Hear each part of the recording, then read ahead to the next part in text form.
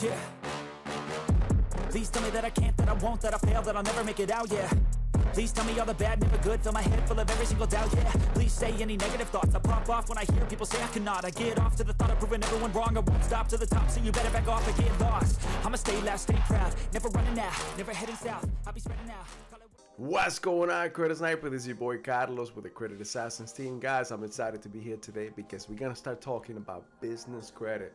Now, one of the biggest things is, there's about 150 plus points of data every time that a lender sees your new business or run your business, and a lot of times they are allowed to do it without your consent. So they see about 150 points of data that we don't even know about.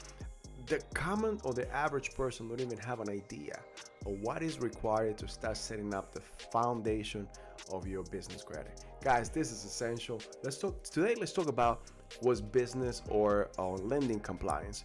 But guys, before I continue, guys, thank you for being here today. Once again, my name is Carlos. This is the Credit Assassins channel, and I love that you guys are here today.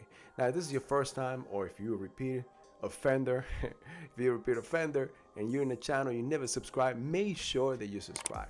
Make sure that you click on the bell icon, click on all, so that you'll be notified every time that we post a new content, guys.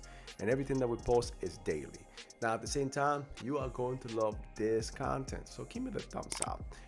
I'm telling you, stick to the end, because it's something that we're about to launch that I want to make sure I let you know, give you a sneak peek, so that you guys can actually get ahead of the curve and start getting the lending that you need for your business if you're starting a new business. But guys, give me the thumbs up. This is gonna allow for this content to get in front of a lot of more people that really need this, and it could help them out. So let's move on. All right, guys, so let's talk about lender's compliance. So what is lender's compliance? It is the risk of a loan to be defaulted. In other words, it's how the lender sees you if you are prone to default or succeed on paying the loan. Now, let's just say that you are a sole proprietor. Let's just say that you have a home-based business and your home address. And yeah, you want to stop working for the man. You want to start working for corporate America. You want to create your own business. Now, you obviously got to start from home. You got to have a home address. You have to do your own cell phone or your home number in order to start something. And I applaud you for that. But did you know that a lender will see you between 10 to 20 more times likely to default on that loan? So in other words, they are failing you without you having even started the business. So there's little things that we could start doing from the beginning in order to switch the criteria around and get the odds on our favor. Now guys, business lenders or a company that lends money on your business, they don't portfolio the loans. So that means that they don't wait for you to get, or for them to get paid from you. So what they usually do, that's why they got to go through strict compliances when they actually package the loan for you, because in a matter of 2-3 years, they always sell those loans to their investors, to other entities, and they have to meet the criteria of a lot of investors that are looking to buy these loans. A lot of investors do buy this loan in order to make money in the long term, in order to invest their money, in order to invest life insurances and so on, and some other entities too become your lender on the long term. So you have to keep in mind that, in other words, lenders do make you a loan, and they make sure that it goes through underwriting and meets all the criteria, because they will always sell these loans in the second market. So another compliance issue that we see a lot is a lot of new investors get a lot of advice from different avenues, and sometimes what they do, they file a new entity, let's just say in Delaware, but they are doing business in New York.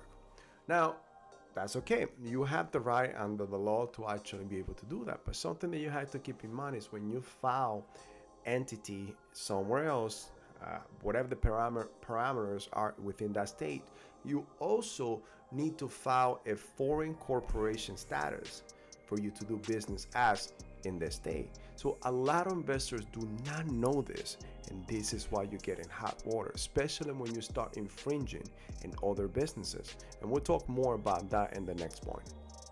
Now, other point too is your LLC or corporation in good standing. Have you filed your necessary required updates to the state? Do you have the necessary certificates required by the state? Remember that every state is different. Especially if, let's just say like all the temple, if you file in Delaware, but you're doing business in New York, do you know what are the requirements for your business for that state in this state?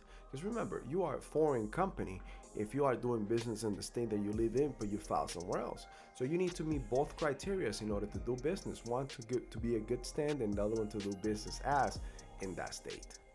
And something too that we see a lot is a lot of business that are doing business as whatever business in this state, but are filed in another state.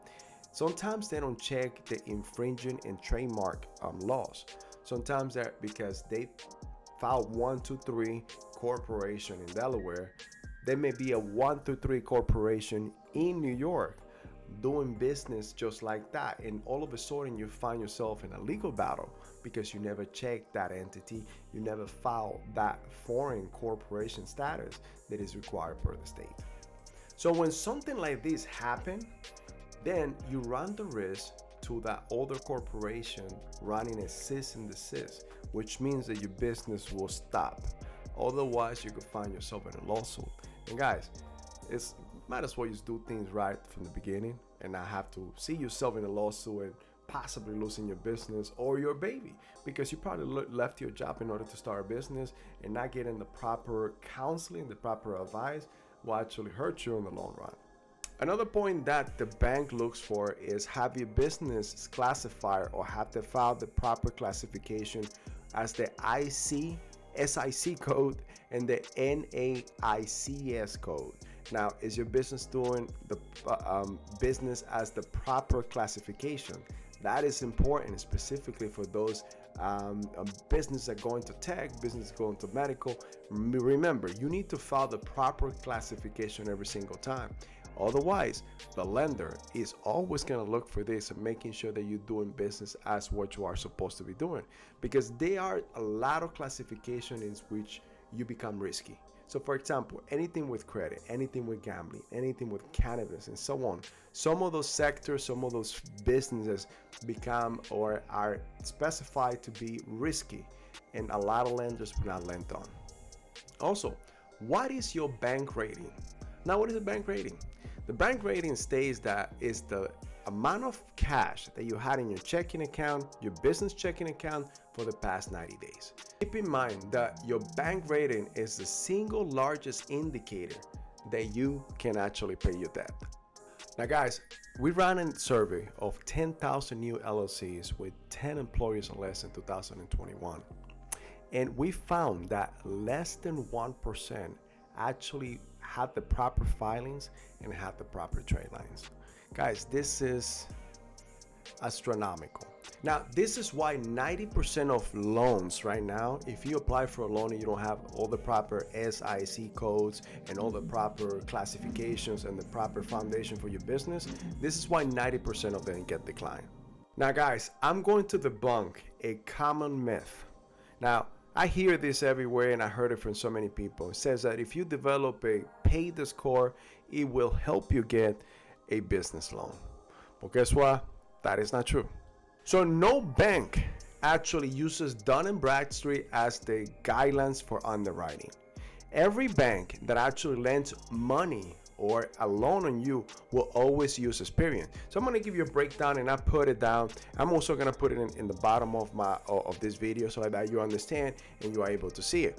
Now, DMV is used only by, by businesses extending businesses to other businesses, so B2B, and also government agencies. Now, remember that a DMV score or pay the score, it is required for you to actually do business as in the United States, but it is not basis for you to do or to you be lent on from a bank. Now, Experian, small business Experian is used by credit unions and your credit cards. Now, Equifax is mainly used banks mainly use what is the Equifax, small business Equifax. Now, anytime that you're gonna go see a landlord, you actually need to get your business rating for a landlord, for a ISPs, your network, and also your cell phone and utility bills, alarm systems. They are going to use a fourth one that really no one talks about. I don't know why, but this is called Credit Save. Yes, that is another bureau for your business. So guys, I need you guys to understand that developing a beta score doesn't mean much unless you actually only doing business from B2B. Now, if you really want to get a loan, you want to become lendable, remember, you also need to develop your Experian and your Equifax, small business Equifax and small business Experian. So these are the things, guys. We want to help you. We want to make sure that you guys understand this. This is the basis on how to start becoming lendable and fundable for your business. Now, guys, stay tuned because our company, Credit Assassins, we are coming out with the software called 360 Business Vantage. Now, the first 1,000 businesses that come into our software are going to get a free membership to scan and be able to start becoming lendable and fundable. Now, guys, I'm gonna put a link in the bottom of this video. If you are interested, you want to actually look into the software, which is going to be a beta software starting April 18th, 2022. If you're interested in that, we will definitely send you a qualification sheet. And remember, it is going to be free for you to get in. And if you want to continue from there on, if you want to get coaching, you want to get a little more in depth, then we're actually going to be able to help you out. But remember, only the first 1,000 businesses. Guys, our goal this year, our goal for the next 2-3 years, all the way to 2025, is to help 100,000 businesses. We want to help 100,000 businesses to be able to get lent on about $1 billion. $1 billion, not $1 million, $1 billion. Guys, I appreciate your time. Thank you for being here with us. My name is Carlos. I am the Credit Assassin. I hope you love this content. If you did, make sure that you subscribe. Make sure that you click on everything on the all button, on the bell. Click right there. Make sure that you click on all, by the way. I'm sorry. So the bell button, click on all. But give me the thumbs up because this is going to help me out with the algorithms on YouTube. It's going to allow me to take this content in front of a lot more people. And we want to help many of you guys. Remember, I want to make sure that you start your business on the right foot. You become lendable and fundable.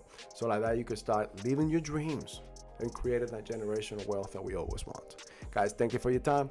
I'm Carlos Estrada. We are the Credit Assassins, and I'll see you in the next video. I take shots, I take loss, I make shots, I miss lots. I tell you get big box, you get yachts.